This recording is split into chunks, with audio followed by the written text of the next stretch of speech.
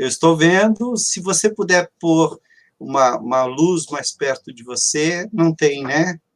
Coloca uma coisa branca na tua frente que reflete bem a luz, cria um refletor. Ficou melhor, ficou melhor. E agora, melhorou ou piorou? E agora, melhorou ou piorou? Ficou um pouquinho melhor. Mas se tiver assim uma coisa branca por perto, só pôr na frente que ele reflete bem a luz no seu rosto. Deixa eu ver aqui se Deixa eu ver aqui se tem alguma coisa. Já estamos no ar. Já estamos no ar. Ah, ok. Ficou bom. Agora ficou legal. Olá, estamos no ar, bem... Uma alegria. Bom, melhorou ou piorou? Melhorou ou piorou? Tá ótimo. Ficou bom. Ficou bom. A gente está recebendo aqui... A gente está recebendo aqui... O Evaldo Beranger. O Evaldo Beranger. Beranger ou Beranger?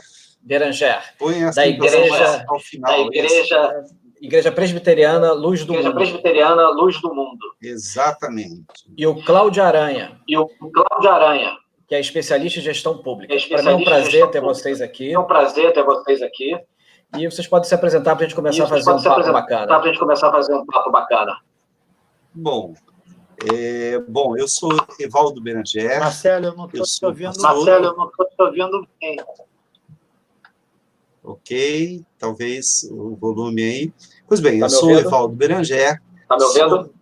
Sou pastor da Igreja Presbiteriana já há 33 anos. Sou casado com a Beatriz, filho da dona Lourdes, que está aqui em casa comigo, passando a quarentena. Sou professor também de línguas bíblicas, de hermenêutica, sou professor do curso de doutorado da Faculdade de Ciência, Tecnologia e Educação, FACIT, e estou aqui pronto para a gente conversar e ter uma conversa boa, né? A gente está precisando disso. É uma alegria estar com vocês aqui. Cláudio.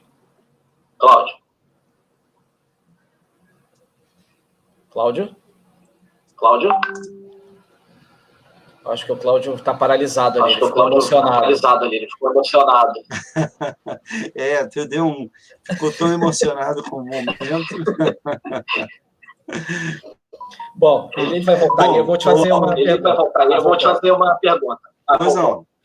Como é que está sendo a experiência dessas lives de conversar à distância por conta do isolamento social? Olha, Marcelo, nós estamos vivendo uma nova era na espiritualidade. Isso é uma coisa que já aconteceu muitas vezes na história da igreja, e isso a igreja sempre se reinventa, né? As comunidades cristãs, e não somente, estou falando da igreja cristã, em especial a igreja protestante, chamada também de evangélica, mas isso é um fenômeno que acontece com muitas religiões. Por exemplo, nós estamos perto do Ramadã, que é o período em que os muçulmanos fazem jejum, são 40 dias de jejum durante o dia, e eles, à noite, fazem grandes festas para comemorar a amizade e tal, é um tempo de muita confraternização. Também é o tempo da peregrinação a Meca, e daquela volta que eles dão naquela pedra sagrada. E eles não estão podendo fazer isso, porque aquilo é uma aglomeração gigantesca, e o Oriente Médio sofreu, alguns anos atrás, o MARS, que foi uma síndrome respiratória aguda que matou muita gente no Oriente Médio. Então, os muçulmanos estão tendo que se reinventar, eles estão tendo que fazer isso. E com as igrejas, tanto católicas, as igrejas cristãs em geral, muitas igrejas, muitos líderes perceberam logo a gravidade do assunto e começaram a quarentena, aconselhando os membros que ficassem em casa, e começaram a transmitir os seus cultos através da internet e tal. Isso é uma coisa interessante, porque ao invés de distanciar, parece que é uma coisa que distancia as pessoas, parece que a internet de vilã, que separava as pessoas, né? Era comum se ver numa mesa, às vezes, 4, 5 pessoas sentadas, e todo mundo ali nas redes sociais, como se eles não estivessem presentes ali. Então, era um vilão da presença das pessoas. Ele afastava as pessoas. Mas, nesses tempos de pandemia, as redes sociais estão servindo para suprir, com a virtualidade, a presença física. Isso tem sido confortador para as pessoas, a pessoas sozinhas, a pessoas idosas, que moram muitas vezes sozinhas, que estão aprendendo tecnologia com uma rapidez tremenda, estão se comunicando como nunca, e encontrando velhos amigos e tudo isso. Então, é uma experiência nova, é uma experiência diferente, é uma experiência que está mudando a cara da espiritualidade. E para não me alongar muito, aí você vai me dando a deixa, posso falar sobre essa nova espiritualidade. Que esse momento é um momento também de reflexão, estão se voltando para elas mesmas para descobrir as razões da vida? Eu acho que sim. Eu acho que há vários movimentos acontecendo. Primeiro, existe um movimento do sentido de vazio, né? Porque a gente vivia reclamando que não tinha tempo para nada, e muitos de nós, muitos estão trabalhando talvez até mais, porque o home office, dar aula, eu dou muitas aulas, isso toma muito tempo, você tem que aprender tecnologia, e tem gente que está chegando no fim da tarde exausto. Mas há aqueles que ganharam bastante tempo e não sabem o que fazer com esse tempo. Então, muita gente está tendo crises de ansiedade, por exemplo, na Espanha, eles estão liberando crianças para saírem às ruas com todos aqueles cuidados e tal, porque muitas crianças, isso quem me falou foi a minha psicóloga, estão surtando, estão entrando em surto psicótico, precisando de um tratamento intensivo. Há uma diferença entre solidão e solitude.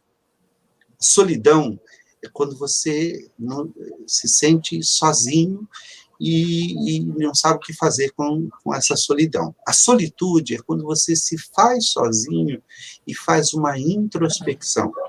Você entra para dentro, você olha a vida muito mais do ponto de vista assim, do coração. Você vê as coisas e começa a conversar de novo com você mesmo. Lembrando que Jesus disse que a gente só pode amar o outro como a gente ama a nós mesmos. Se nós não nos amarmos, não temos como amar o outro. Como é que eu vou conversar com o outro, me comunicar com o outro, se eu não consigo me comunicar comigo mesmo? Pastor, você está fora da imagem. É isso que eu estou tentando arrumar aqui. Deixa eu ver, acho que agora eu arrumo. Isso. Perfeito. Ok. Aranha, o que você acha desse momento do isolamento social? Você acha que está servindo para as pessoas refletirem mais sobre a vida? E como é que está sendo a tua experiência nisso?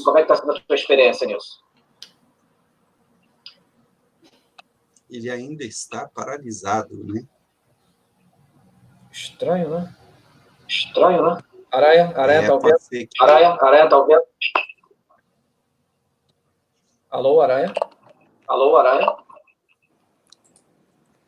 Boa noite. Boa noite.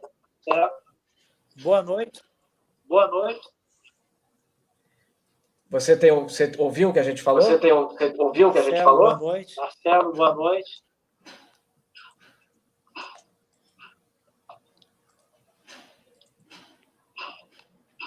Ele está com um pouco... Está com delay.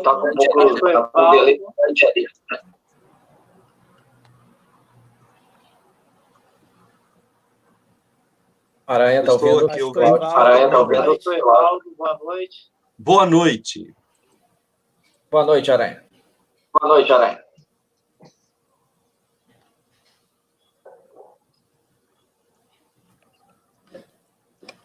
Vocês estão me ouvindo? Sim.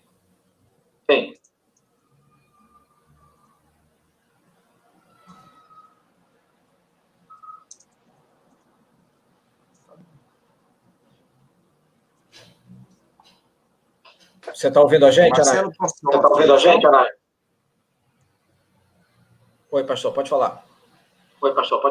A sugestão que eu daria, eu posso mandar aqui via WhatsApp, que ele entre novamente, que talvez Sim. talvez seja essa a melhor maneira. Eu vou mandar para ele aqui, com a sua permissão. Sim, sim. Sim, sim. Aí a gente talvez possa ouvi-lo melhor. Aranha, eu mandei para você aqui, eu chamo Cláudio, né? Estou tão acostumado com isso. Mandei aqui um WhatsApp para você, tá ok?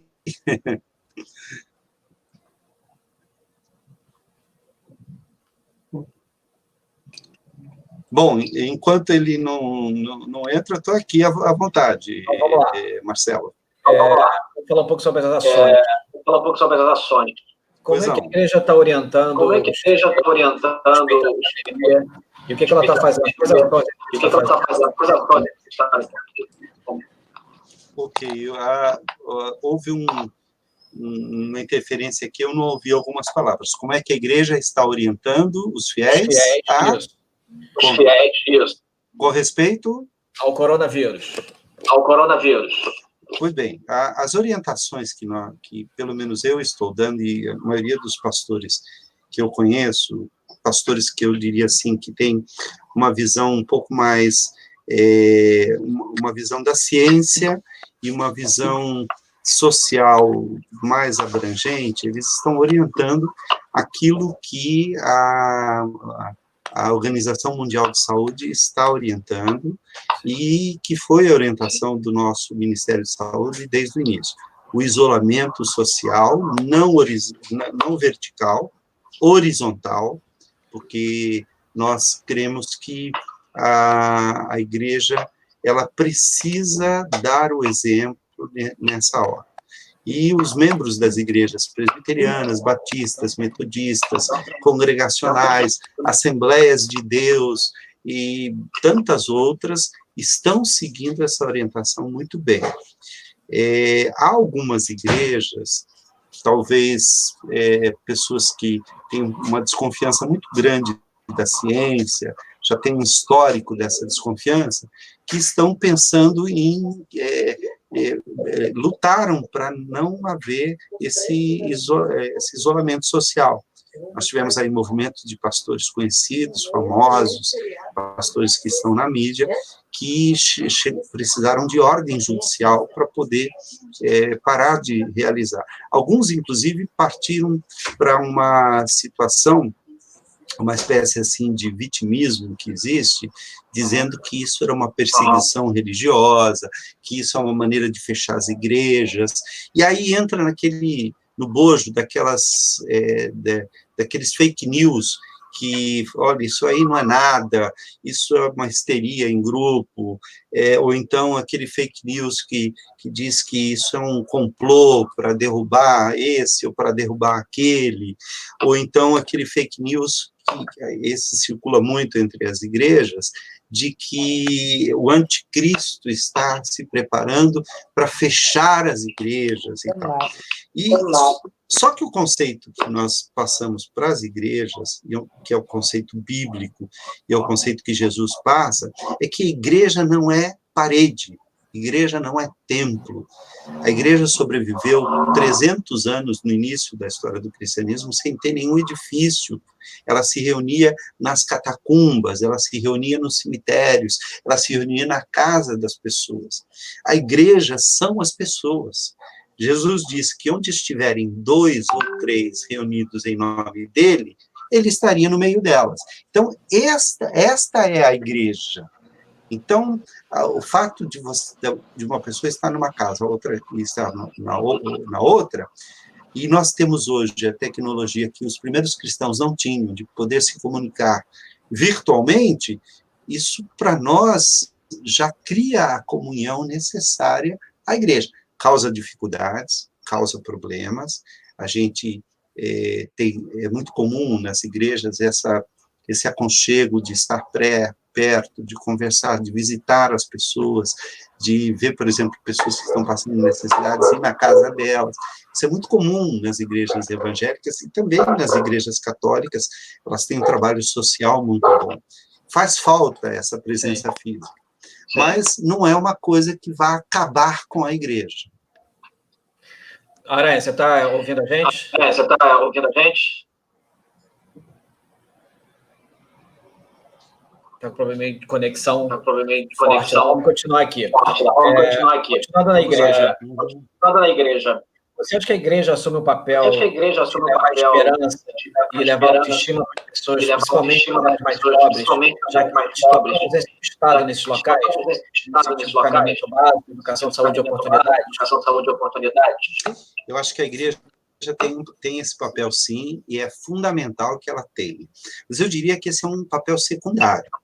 Deixa eu tentar lhe explicar.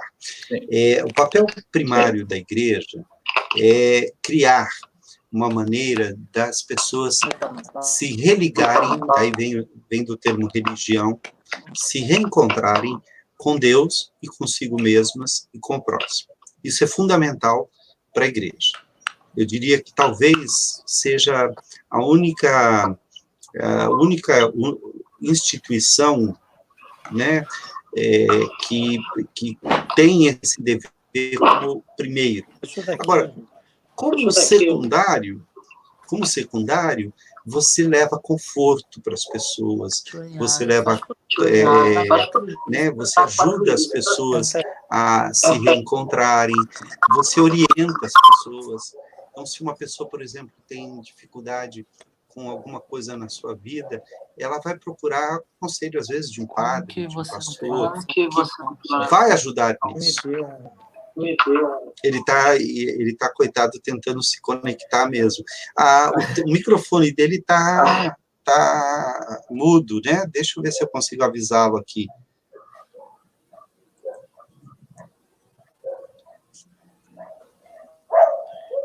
Estranho, né?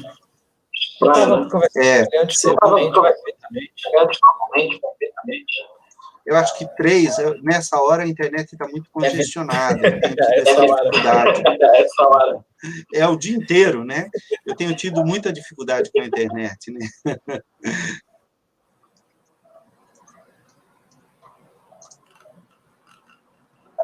Eu estou avisando a ele para ele clicar no microfone, que o microfone dele está mudo. Vamos ver se ele volta aqui.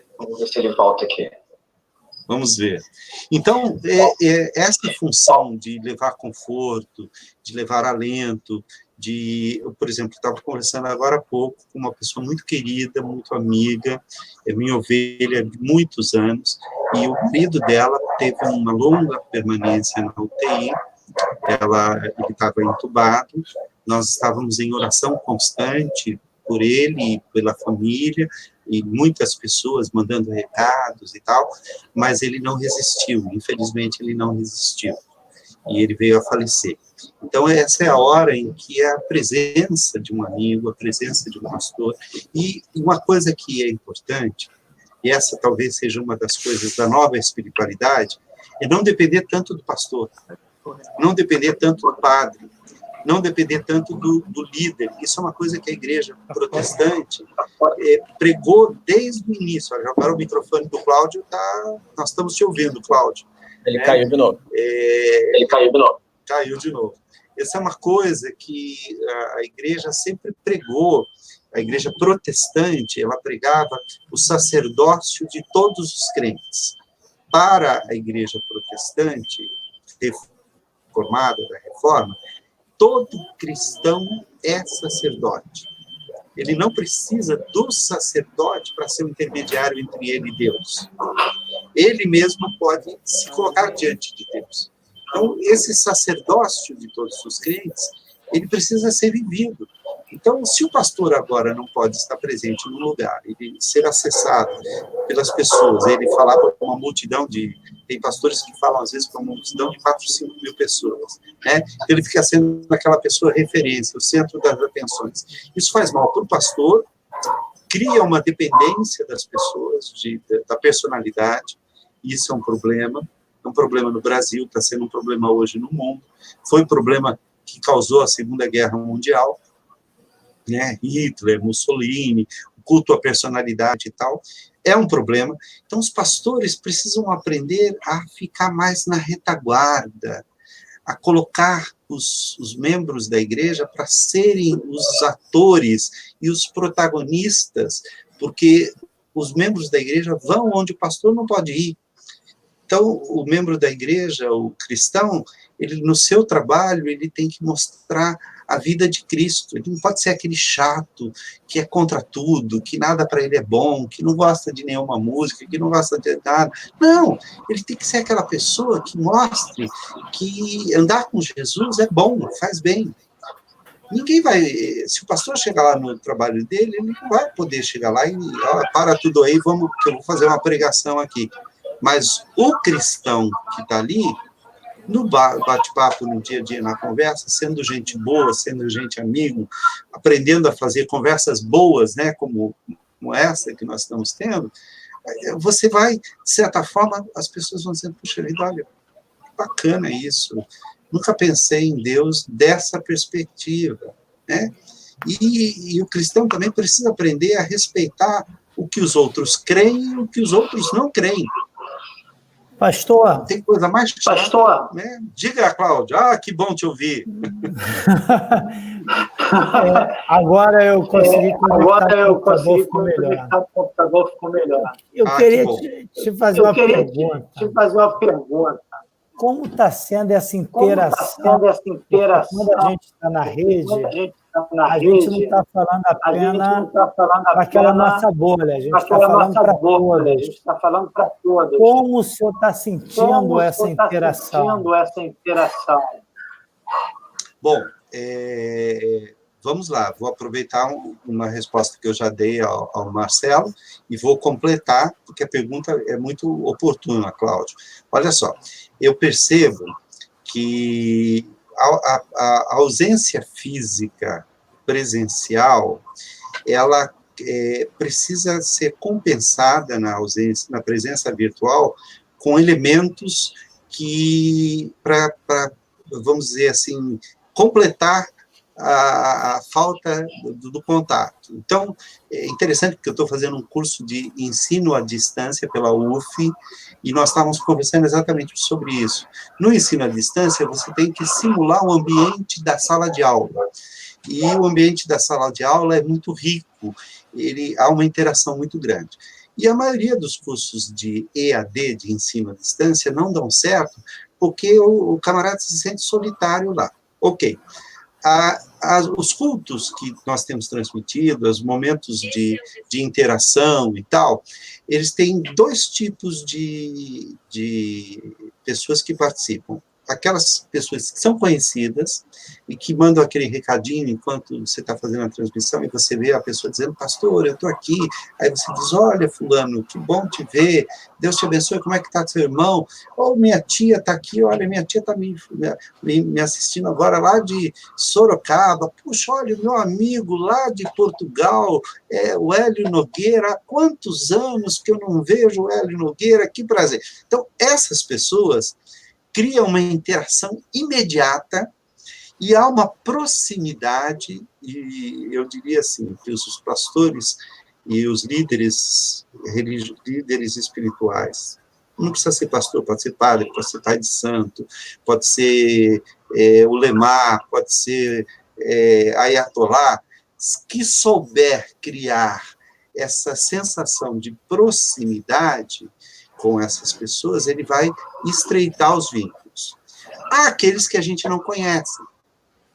E esses, não existe um contato prévio, e ele vai vendo essa interação, de repente eu vejo, olha, estou vendo aqui um nome que eu nunca vi, fulano de tal, Marcelo, manda um recado aqui para a gente, de onde você está assistindo a gente, Marcelo? Olha, eu estou assistindo aqui do Tocantins, que maravilha, como eu queria conhecer o Tocantins e tudo. Então, é uma questão da gente treinar a empatia através desse contato virtual. E existem dois tipos de transmissão. Existe uma transmissão que está sendo feita unilateral, como nós estamos fazendo aqui, nós estamos transmitindo para as pessoas e as pessoas não estão interagindo com a gente, pelo menos de voltar. Né? Nós estamos mandando, elas estão recebendo e conversando entre elas lá. E nós três aqui estamos interagindo entre nós. Ok. A maioria das igrejas estão optando por um modelo ou por outro. Então, o ideal seria que a gente tivesse, por exemplo, um software que fosse gratuito, porque existe esse software, mas é pago e é caro, e as igrejas estão sem dinheiro porque as arrecadações caíram, as contribuições caíram. Isso, presencialmente, há maior afluxo de recursos para que a igreja precisa, porque a igreja precisa de recursos para pagar a luz, para as coisas e tal. Ok. Então, a igreja está sem recursos. Não é possível um pastor adquirir um software que custa $20 por mês, ele, às vezes, ele nem está recebendo a ajuda de custo que ele está precisando, então ele não tem como fazer isso. Se nós conseguíssemos essa interação, eu conseguisse reunir, por exemplo, 50 membros da minha igreja, a pessoa que toca violão, a pessoa que canta, a outra pessoa que faz uma oração, e transmitir isso, eu creio que isso seria muito mais proveitoso, fazer o tipo de um webinar, ao mesmo tempo que a gente faz uma reunião virtual, né, uma conferência entre as pessoas, como nós estamos fazendo aqui, nós estamos fazendo uma conferência entre nós, porque as pessoas estão nos assistindo. Essa é uma coisa. Agora, eu conheço pastores que optaram por fazer só a conferência. Por quê? Porque é uma igreja tão unida, tão próxima, que eles preferem se ver e conversar e trocar informações do que ficar transmitindo para fora, né? Outros estão fazendo isso, mas só transmitindo, e aí abre-se. Eu, por exemplo, a minha igreja não é uma igreja grande. Eu tenho, nas reuniões dos cultos dominicais, nós estávamos tendo 50, 60 pessoas, quando tinha bastante gente, né, Cláudio? A gente está ficando contente que estava crescendo. Hoje, cerca de 300 a 400 pessoas estão assistindo às nossas transmissões. Aumentou o universo. Agora, sim, ampliou também o espaço, sim, físico. Não está somente aqui, não está somente aqui no, vamos dizer, no nosso local, na nossa igreja, que é de difícil acesso. Normalmente, para chegar lá, só tem um ônibus, um micro-ônibus, fica na Pereira da Silva, subindo lá em cima, então, é perto de uma comunidade, perto ali do Bob, é mais fácil ir de carro. Então, note, ampliou o acesso à igreja, ou pelo menos as nossas reuniões, e há vários tipos de reuniões, depois a gente pode falar que tipo de reuniões a gente acaba utilizando, mas, ao mesmo tempo, a gente tem que compensar essa ausência física. Cláudio, não sei se respondeu a sua questão. Tem que ligar o microfone, Cláudio. Tem que ligar o microfone, Cláudio. Seu microfone está desligado, isso. Sim, respondeu sim. Sim, respondeu sim. Vou fazer uma pergunta para os dois. Uhum. Sobre religião e política. Eu não vou falar em futebol, ok? Ok, vamos aproveitar. Vamos quebrar todos os tabus. Eu acho que o pastor é corintiano. Eu já fui corintiano. Atualmente, eu torço por dois times. O São Bento de Sorocaba, que acho que está na 3ª ou 4ª divisão, e eu adotei aqui no Rio de Janeiro o América, rapaz. Olha, eu sou apaixonado pelo América. Todo mundo gosta do América. Vamos lá. Vocês acham que religião está lado a lado? E como evitar que o Estado democrático de direito sofra interferência de cunho religioso? Sabe a minha opinião.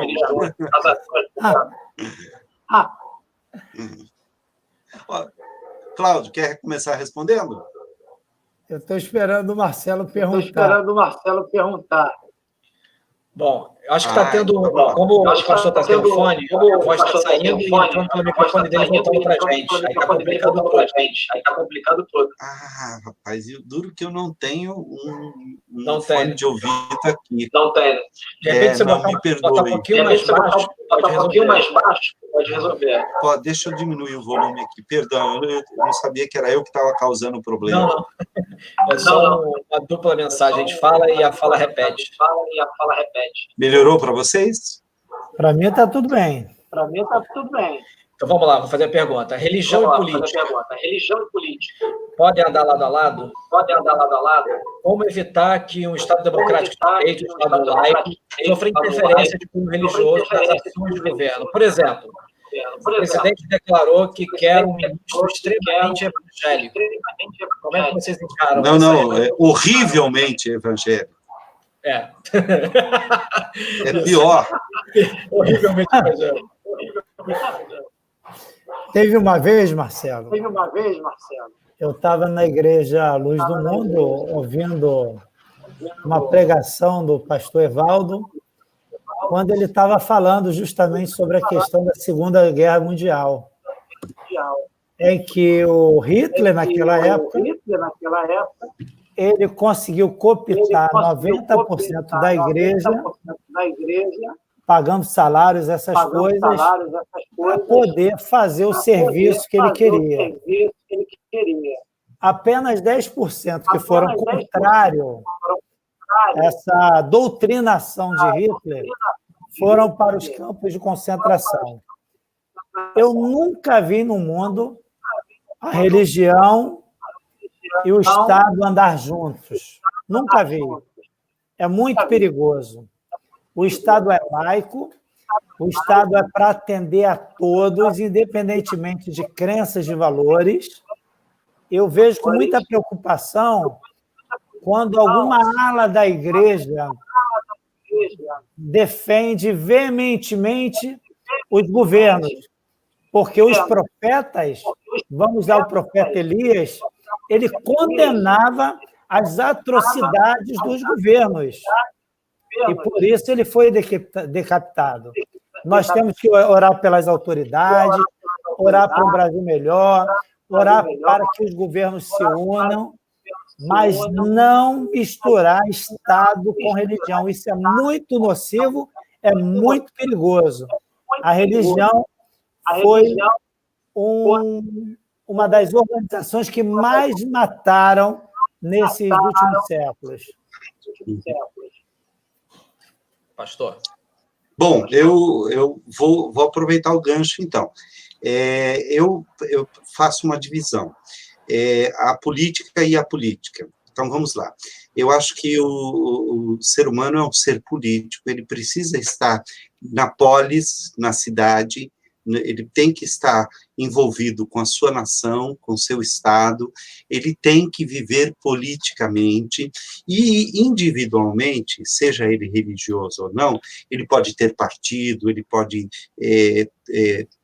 fazer campanha para o seu candidato, acreditar num candidato e tudo isso. Isso é uma questão da igreja, e aí vamos pensar, quando eu falo em igreja, eu não estou falando da instituição propriamente dita, eu estou falando das pessoas que são a verdadeira igreja, essa é a verdadeira igreja. Eu acho que a igreja, as pessoas da igreja, elas têm que participar do mundo em que elas vivem, elas não podem viver com a cabeça nas nuvens, e somente pensando no celeste por vir. Ela tem que viver o dia a dia, ela tem que ser um ser político, ela tem que se envolver, ela pode participar, ela pode ser candidata, por exemplo, e tudo isso. Agora, quando nós falamos de instituição, igreja e política no sentido partidário, ou até no sentido governamental, eu acho que são instituições que têm que andar lado a lado, trabalhar juntos e, de certa forma, é mais ou menos como acontece, por exemplo, na República, né? Nós temos o sistema de pesos e contrapesos, nós temos 3 poderes, o poder legislativo, isso no Brasil, o poder executivo e o poder judiciário. Estes poderes trabalham de uma maneira, têm que trabalhar de uma maneira harmônica, mas quando um deles exacerba o seu limite, os outros servem de peso e de contrapeso. A igreja, ela pode cooperar com o Estado, mas o Estado não pode se misturar com a igreja, principalmente o Estado não pode adotar uma religião. A igreja, vamos lá, o povo de Israel, ele era, na verdade, uma nação, então as instituições de Israel eram extremamente religiosas.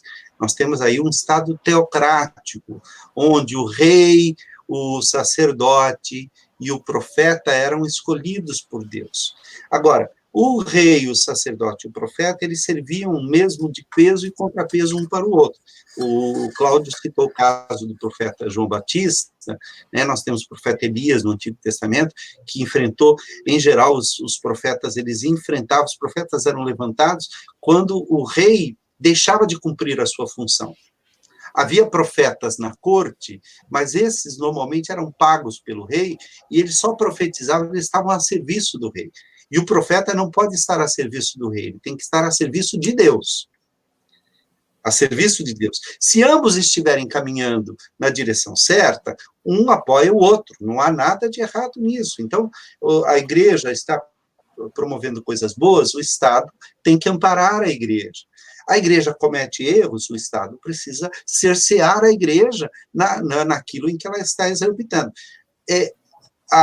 Vice-versa é verdade. A igreja, de certa forma, ela faz parte da sociedade, e assim como a OAB, como as entidades de classe, como os sindicatos, como as instituições e tal, ela influencia no Estado e critica, e elogia, e apoia, e ajuda, e tudo isso. Mas o protestantismo lutou no Brasil e nos Estados Unidos pela separação entre igreja e Estado. Por quê? Porque durante muito tempo a igreja esteve ligada ao Estado. Quando a igreja cristã se uniu ao Estado romano, ao Império Romano, a igreja se corrompeu. E houve momentos em que a igreja dominou sobre o Império Romano. No século VIII, o Papa era tão poderoso, e havia um rei dos franceses que se chamava Carlos, que ele veio para ajudar o Papa numa guerra que o Papa estava enfrentando, e o Papa pegou, note, havia um imperador romano lá em Bizâncio, porque o Império havia ido para o Oriente, mas havia a coroa do Império Romano ainda em Roma, mas em Roma não tinha mais imperador, o imperador tinha ido para Bizâncio. O que o Papa fez? Ele pegou a coroa, foi até o Carlos, coroou o Carlos e criou o Sacro Império Romano do Ocidente. Ele dividiu o Império Romano em dois impérios. Este Carlos é o Carlos Magno, que deu origem ao Império Carolíngio, e que foi uma tragédia. A igreja se corrompeu, a igreja se vendeu, a igreja criou a Inquisição. A Inquisição, ao contrário do que muita gente pensa, a igreja, tecnicamente, a igreja católica, ela não matava os hereges. O que ela fazia? Ela só condenava os hereges e entregava para o Estado matar. Quem matava oficialmente era o Estado. Então, note, o Estado estava a serviço da igreja. E depois, a igreja passou a ficar a serviço do Estado, como aconteceu com o caso de Hitler, por exemplo, como aconteceu em várias outras coisas. Ok. Quando Lutero se rebela contra coisas erradas que ele estava vendo na igreja, quem o protegeu foi o príncipe da Alemanha, o príncipe eleitor, que estava numa certa disputa com o imperador, eram os príncipes que elegiam o imperador, então eles estavam disputando força. E o príncipe Frederico da Saxônia, ele protege Lutero, e Lutero consegue sobreviver, ele não é morto pelo imperador, que estava a serviço da Igreja Católica, porque o príncipe o sequestrou. Então, no início, a igreja, e aí acontecia o seguinte, os príncipes alemães, eles foram chamados pelo imperador, o imperador Carlos V disse para eles o seguinte: olha, a partir de agora acabou esse negócio de protestantismo, vocês vão ter que ser católicos. Os príncipes alemães, vários deles, não todos, é claro, que eram os príncipes eleitores que faziam a eleição do imperador, eles escreveram um documento que começava assim: nós protestamos o direito de que nas nossas terras se pratique a religião que nós achamos mais apropriada. Por isso, esses príncipes passaram a ser chamados de protestantes. Daí que veio o termo protestante. E aí estabeleceu-se, né, acho que foi concílio ou dieta de Westfália, se eu não me engano, esse foi chamado a Paz de Augsburg, foi em Augsburg. Em Augsburg estabeleceu-se um princípio, cuius regios, cuius religios, quer dizer, conforme o rei, a religião. Então, se o príncipe é protestante, todo mundo é protestante. Se o príncipe é católico, todo mundo é católico. Já foi um passo de separação entre Estado e Igreja. Okay? Aí vem Calvino, que antes dele, Guilherme Farel, foi até Genebra e começou a falar do protestantismo e tal, e a diretoria de Genebra, que se chamava consistório, que não era uma cidade governada por um conselho, fez um plebiscito na cidade, e a cidade de Genebra foi a primeira cidade que votou por plebiscito que religião eles queriam. E eles optaram pela religião protestante. Então, Genebra passou a ser uma cidade oficialmente protestante, e eles mandaram embora todo mundo que era católico. Note, ainda não está no ideal, mas mandaram embora os católicos, mas passou a ser protestante. O Calvino, quando chegou na cidade, passou a ensinar a cidade, a criar sua teologia ali, ele recebia os refugiados que vinham das cidades católicas, onde havia perseguição contra os protestantes, colocava-os na academia, ensinava para eles o protestantismo, depois mandava eles de volta para os seus lugares, e aí o protestantismo se espalhou para a Holanda, os reformados, para a França, os huguenotes, para a Inglaterra, os puritanos, para a Escócia, os presbiterianos. Com isso foram surgindo diversas denominações. E Calvino ele mandou pastores aqui para o Brasil, França Antártida, com o Villegagnon, 2 pastores vieram para cá. E houve mortes aqui de protestantes em 1556. Olha que interessante. Pois bem, quando na Inglaterra havia a guerra entre a igreja anglicana, que existia, tipo que o rei queria divorciar e um chega lá no Papa e criou a igreja dele. Então, a igreja estava a serviço, a igreja da Inglaterra, a igreja anglicana, estava a serviço de Henrique VIII. O Henrique VIII depois queria, a mulher com quem ele casou, a Ana Bolena, não deu filhos, ele pegou e mandou matar a Ana Bolena. E teve 8 mulheres, e quase todas morreram, e o rei e tal. E quem foi o único que se levantou contra ele foi um homem chamado Thomas Moros, quem escreveu o livro Utopia, e que era católico. E foi morto por causa disso. Ok. Quando a igreja da Inglaterra voltou a ser católica com a Maria Sanguinária, a Blood Mary, e Cromwell instituiu ali uma ditadura na Inglaterra, os puritanos entraram no navio e fugiram para os Estados Unidos e criaram as 13 colônias. Chegando lá, eles fundaram as 13 colônias. Quando fundou-se os Estados Unidos, houve a Revolução Americana, né, 2 anos antes da Revolução Francesa. Quando houve a Revolução Americana e fundou-se os Estados Unidos da América, eles resolveram o seguinte: olha, aqui na América, igreja separada de Estado. O Estado é laico, igreja é igreja. O Estado protege a igreja apoia o Estado, mas são separados. O Estado tem que ser laico, ele vai cuidar das coisas que dizem respeito ao bem-estar das pessoas e tal, e a igreja vai cuidar das coisas que dizem respeito a ela. Essa noção veio para o Brasil com os missionários protestantes. Só que no Brasil, o rei Dom Pedro II era o chefe da igreja brasileira, por causa do padroado, aí é uma história longa e tal, Tratado de Tordesilhas, e todo dia, se quiser, a gente marca umas 15 horas para eu contar essa história. Eu adoro falar sobre esse assunto. Mas, embora o nosso imperador Dom Pedro II fosse um déspota esclarecido, quer dizer, ele era um imperador, né, absolutista, mas era esclarecido, então ele tinha o poder, ele era o poder moderador e tal, e ele tinha uma simpatia pelo protestantismo, mas na Constituição ele era o chefe da igreja, então a religião oficial do Brasil era católica. Houve uma luta dos protestantes a fundação da Escola Americana pelos protestantes, que hoje é o Mackenzie, que é uma instituição presbiteriana. Ela começou a pregar a separação entre igreja e Estado, a separação entre igreja e Estado. Quando houve a proclamação da República, as teses republicanas que vieram dos Estados Unidos, trazido pelos missionários protestantes, foram adotadas na Constituição brasileira. Então, quem trouxe a laicidade do Estado para o Brasil foram os protestantes da primeira geração.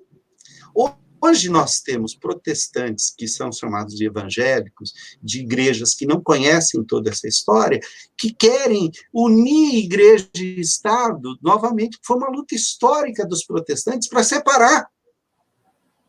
Então, note, respondendo a sua pergunta, né, eu passei bastante, mas respondendo... É ótimo, para poder dar esclarecimento a quem está ouvindo. Desculpe?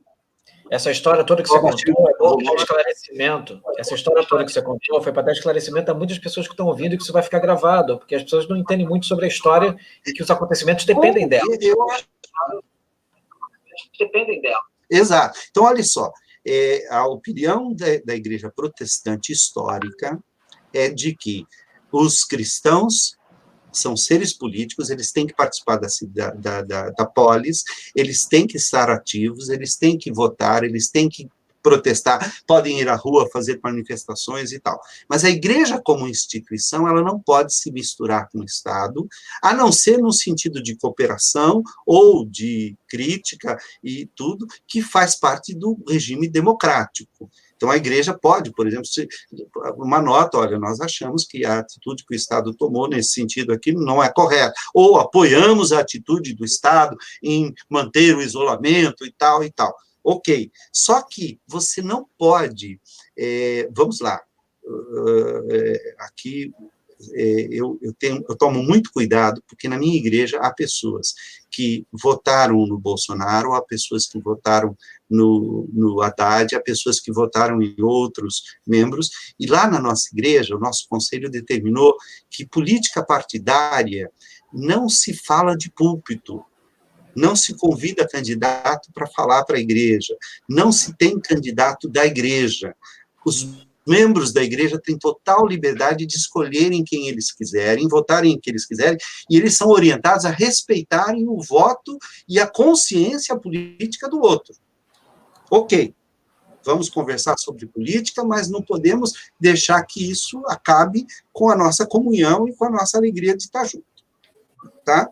Pois bem, quando o Bolsonaro diz que ele está querendo alguém terrivelmente evangélico, ele está acenando com um grupo de evangélicos para, de certa forma, conseguir o voto deles. Por acaso, ele está falando justamente de um pastor presbiteriano, que é o atual ministro da Justiça, que foi advogado-geral da União, um homem extremamente preparado, um pastor fantástico, as pessoas que o conhecem sabem disso. Agora, se ele começar a ceder ao chefe da nação para agradá-lo, ele vai provavelmente receber a reprovação de grande parte da igreja presbiteriana, não de todos, porque muitos na igreja presbiteriana não pensam como eu, essa minha posição é de uma grande parte de presbiterianos, mas na nossa igreja nós temos liberdade de pensamento em relação a isso. Então, ele vai receber a desaprovação. Ele tem que ser um excelente ministro da Justiça, agir segundo a lei, mas não fazer do Ministério da Justiça uma sucursal da igreja presbiteriana. Ele não foi chamado para isso. Se ele quer exercer pastorado, ele deve sair do Estado e exercer o pastorado. Acontece que ele é um jurista conhecido, uma pessoa que tem uma formação realmente séria, uma pessoa muito séria. Eu fiquei muito triste com o discurso dele, porque ele disse que ele é missionário do Bolsonaro. Ele não tem que ser missionário do Bolsonaro. Se ele é pastor, ele tem que ser missionário de Deus. Né? Mas Bolsonaro está do lado de Deus. Há divergência quanto a isso. Tem alguns que concordam, tem alguns que discordam. E eu respeito todos eles. Mas eu fiquei eu fiquei preocupado com o discurso dele na posse, mas eu tenho ouvido falar de pastores que eu conheço, pessoas que eu conheço e confio, dizendo, não, ele é um homem íntegro, é um homem correto, é um homem capacitado, é um homem que tem prêmios, ganhou prêmios e tal. Que ótimo, é disso que nós precisamos. Ele tem um currículo até mais assim, de valor do que o próprio Moro. Embora o Moro tenha chegado no auge da popularidade, em termos acadêmicos, em termos jurídicos, a formação do atual ministro, não estou lembrando o nome dele agora, chama Marcelo, né? Marcelo, reverendo Marcelo, é uma maravilha, mas ele lá no ministério, ele não é reverendo, lá ele é o ministro. Excelente resposta. O que a gente observa é que é difícil, né, separar, por mais que se separe, é difícil separar por conta de toda a história de que as pessoas estão envolvidas diretamente com as religiões. Serão ser político e religioso. Deve haver uma harmonia, né? Deve haver uma harmonia, deve haver um distanciamento, e é um equilíbrio delicado. Mas, quando a coisa se une de forma oficial, aí, rapaz, você abre as portas para muita atrocidade que o protestantismo tentou evitar. O que aconteceu é só olhar a história. Aranha, vamos falar um pouco de moradia. A gente vai tentar fechar esse papo com 1 hora, ok, beleza? Ok, galera? Como é que a gente resolve... Se deixar, eu falo demais, hein? Não, tá ótimo. Como é que a gente resolve esse déficit de moradia e situação de pessoas sem teto no Rio de Janeiro? A gente tem muitos moradores de rua e pessoas que moram em locais de risco. Como é que você vê isso? Como é que você dá a sugestão de resolver esse problema? Liga o microfone.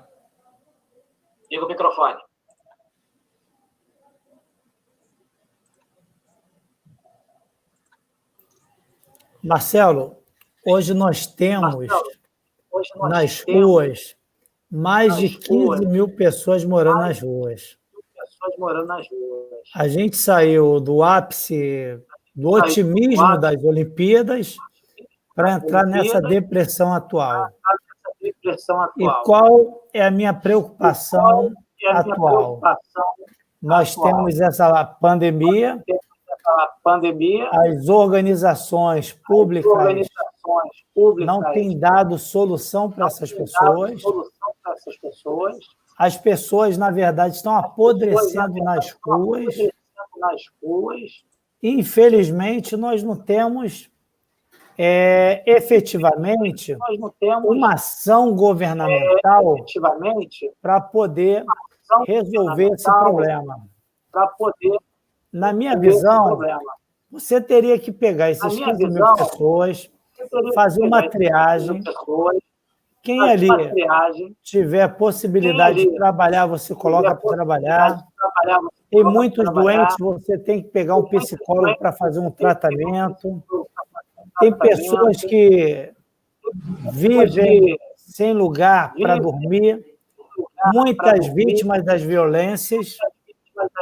Às vezes tem casa, mas quando chega lá é agredido pelos pais. Então, essa política ela tem que ser uma política de Estado. O Estado precisa fazer isso.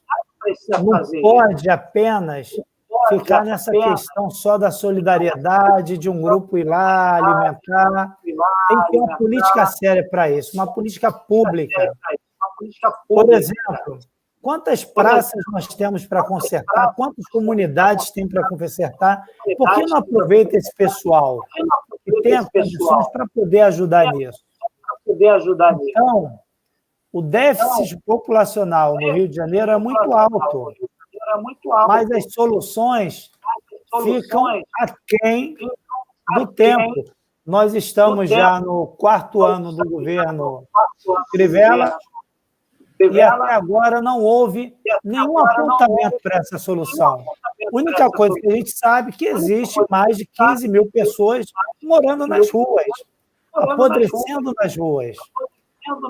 Então, nós precisamos ter uma proposta para superar, para virar essa página e fazer alguma coisa que possa reincidir, que possa reinfluir essas pessoas. Não adianta você pegar a pessoa e levar para o abrigo. Se no abrigo não tem condições para educar as pessoas, para tratar, você tem que ter uma política de acolhimento, uma política de prevenção, para que essas pessoas possam melhorar de vida. Ou com emprego. Teve um projeto há muito tempo chamado Hotel Social. São as pessoas que iam trabalhar, mas não tinha lugar para dormir. Por que não voltar ao Hotel Social? Então, acho que esse tipo de política pública pode deixar para lá. Infelizmente, nossos governantes estão esquecendo o bem-estar social. Eles estão pensando em lucro, estão esquecendo o bem-estar social. O lucro de uma sociedade pública, ela tem que ser o bem-estar social. O lucro da SEDAI tem que ser o bem-estar social. Não pode ser um lucro para a Bolsa de Valores. Por isso que eu acho que tem que ter uma mudança drástica nessas políticas públicas. Hoje nós estamos enfrentando essa pandemia e, infelizmente, os leitos já estão todos ocupados, as pessoas que estão nas ruas são invisíveis, ninguém vê. Eu recebi uma notícia que várias pessoas estão morrendo em favelas, isso saiu no Globo, e ficando nas suas casas. A Defesa Civil não tem ido recolher esses corpos. Estamos virando uma Guayaquil, um país rico como o nosso, e os governos, ao invés de se unirem para poder combater essa epidemia, eles estão brigando para sair cada um no holofote. Pastor, você quer falar alguma coisa? Essa questão do morador de rua é uma questão muito grave e de solução muito complexa. As igrejas, elas têm um trabalho que ele começou como um trabalho assistencialista, que era a Igreja Catedral Presbiteriana do Rio de Janeiro, por exemplo, tinha a Madrugada do Carinho, que eles saíam, pegavam profissionais da igreja e durante as noites eles iam, cortavam os cabelos, levavam alimento, levavam roupa e tal. Nós tivemos uma reunião com a Polícia Militar ali, batalhão, 13º Batalhão, e ali a gente teve uma instrução muito interessante do comandante, na época, ele disse, olha, vocês estão ajudando a fixar essas pessoas na rua, porque ela tem tudo que ela precisa, ela precisa ser ajudada. Nós argumentamos que, olha, nós fazemos uma espécie assim de busca por pessoas que são drogadictos, né, que são viciados em drogas, e nós tentamos ajudá-las, levando-as para centros de recuperação que ajudam na recuperação. Mas, na época, nós começamos a repensar essa questão do assistencialismo. O que é preciso é que haja, há 4 coisas dentro da ação social. O assistencialismo é aquele socorro imediato que dá o peixe. É necessário, muitas vezes, porque senão a pessoa vai morrer, se ela não tiver o que comer, ela vai morrer ali. Ok. Mas se eu ficar só no assistencialismo, eu crio aquilo que se chama de clientelismo. Quer dizer, aquela pessoa necessitada vira meu cliente, e eu vou dando e ela não vai sair daquele movimento nunca. É o problema, talvez, da falta de continuidade no Bolsa Família, que transformou muitos dos que se beneficiam do Bolsa Família, e ele é realmente necessário, é um programa elogiado de distribuição de renda, mas que precisava dar um segundo passo, que teria que ir à frente, teria que caminhar mais. Então, você dá o dinheiro, a pessoa pode comer, pode se alimentar, ao mesmo tempo você tem que entrar com a melhoria do bairro, você tem que entrar com condições para que essa pessoa aprenda o trabalho, com que ela tenha escola, tenha creche, você tem que criar as condições. E aí você sai do assistencialismo e vai para a ação social. Mas a ação social também não é suficiente, os dois se unem aqui. Nós precisamos de um serviço social, que é justamente esse que vai entrar e descobrir as condições e fazer a intervenção. E daí nós precisamos de uma política social. E nós precisamos começar a influenciar o Estado, para que o Estado possa criar condições, não é só o Estado que faz isso, o terceiro setor trabalha muito nisso. Nós, por exemplo, lá na nossa igreja, na Luz do Mundo, nós não fazemos esse tipo de ação, a não ser quando é muito necessário, a gente fornece uma bolsa de alimentos, alguma coisa assim. Mas o que nós fazemos? Nós buscamos o financiamento junto a instituições como a Cooperforte, que é a cooperativa de crédito do Banco do Brasil, como a ANAB, Associação Nacional dos Funcionários do Banco do Brasil, uma instituição Mackenzie. E nós criamos cursos profissionalizantes, acho que desde 2013, 2014, 2012, 2013, 2014, nós fizemos vários cursos de profissionalização, preparando as pessoas, por exemplo, para o turismo nas Olimpíadas e na Copa, preparando as pessoas para trabalhar em telemarketing, em recuperação de créditos, isso com a instituição Aprender para Viver, né, que é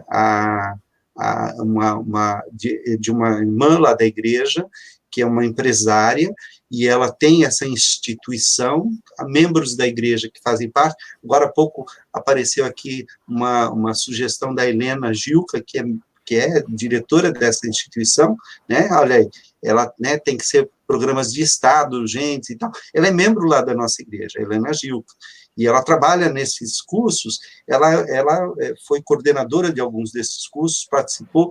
Nós colocamos no mercado de trabalho cerca de 350 jovens de 16 a 24 anos. Então, eram cursos de 3 meses, esses cursos de 3 meses, depois tinha o estágio, nós ensinávamos a pessoa a ir à entrevista, nós marcávamos as entrevistas e tal. Nós estávamos preparando agora um curso de geração de empreendedorismo, de manutenção e conserto de computadores, porque aí ele não depende do emprego, ele pode montar o seu próprio negócio. Nós estávamos tudo pronto para começar agora em março, mas aí a pandemia nós tivemos que suspender e tal. Já tínhamos ganho a concorrência com o nosso projeto, o projeto que a igreja apresentou junto com o IAV, Instituto Aprender para Viver, e já tinha sido aprovado na Cooperforte, já havia sido separado o dinheiro, já estávamos treinando os professores, já estávamos com tudo preparado para criar, já tem lá na igreja, uma sala foi separada, foram conseguidos computadores e tal, muitos deles com defeitos, justamente para serem consertados, e nós já estamos com tudo pronto para começar. Não pudemos começar. E agora vamos ter que rever, porque o pós-pandemia, como é que vai ser? Talvez esse seja um projeto muito viável, porque muita gente vai precisar consertar o computador, e isso é uma coisa que gera renda, cria pessoas com microempreendedores e que vão contribuir, vão ter uma aposentadoria, vão ser pessoas que vão estar dentro da legalidade com um ofício que é altamente valorizado, principalmente agora com a pandemia. Parabéns, cara. É a igreja fazendo o papel do Estado, né? E o Estado que deveria fazer o seu papel, cuidar das pessoas, a igreja faz de novo também. A gente já bateu aqui uma hora, acho que já deu um tempo bacana. Eu queria agradecer a presença de vocês, foi um papo muito bacana. Quero agradecer a você, reverendo Evaldo, ao Cláudio Aranha, pela presença aqui. A gente tentar marcar um outro papo, a gente conversar mais um pouco. Deixar vocês para deixar uma palavra final, para quem assistiu. Galera, obrigado. Eu agradeço, e eu quero saber, isso depois fica gravado, né, para que a gente possa acessar e passar para as outras pessoas. Fica gravado. Que beleza. Maravilha, olha, é um prazer estar com você, Marcelo. parabéns pelo programa, é uma conversa muito boa mesmo. Agora, cuidado, quando você convida alguém como eu, cara, é difícil, porque eu falo... Eu queria agradecer de coração a presença do reverendo Evaldo, do Marcelo. Foi um papo muito produtivo. A Helena participou comigo na minha gestão da FETEC, ela trabalhou junto comigo lá. E eu fico muito feliz porque precisamos ter mais esses papos para poder falar um pouco sobre, não só essa questão que o pastor abordou com todo o seu conhecimento, e também para falar de outras coisas. Na próxima terça-feira ou quinta, nós teremos o Fernando Lopes, vamos falar sobre a economia pós-pandemia. Eu acho que esse papo vai ser um papo também interessante. Muito obrigado, pastor, muito obrigado, Evaldo. Muito obrigado, Marcelo. Eu que agradeço, Cláudio. Um abraço. Um abraço a todos. Um abraço a todos. E obrigado a todos que nos assistiram. É verdade. Abraço. Abraço.